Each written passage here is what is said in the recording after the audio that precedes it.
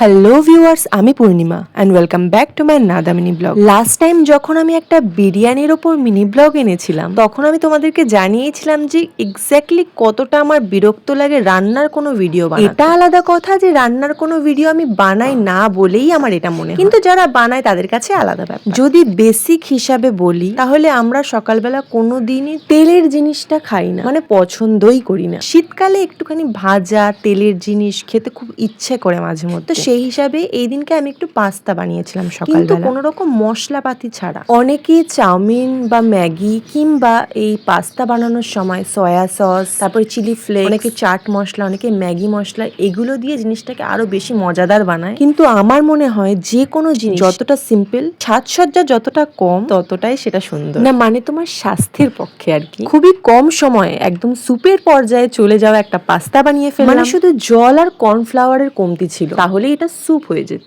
আজকের ভিডিও এখানেই শেষ, দেখা হচ্ছে নেক্সট টাইম।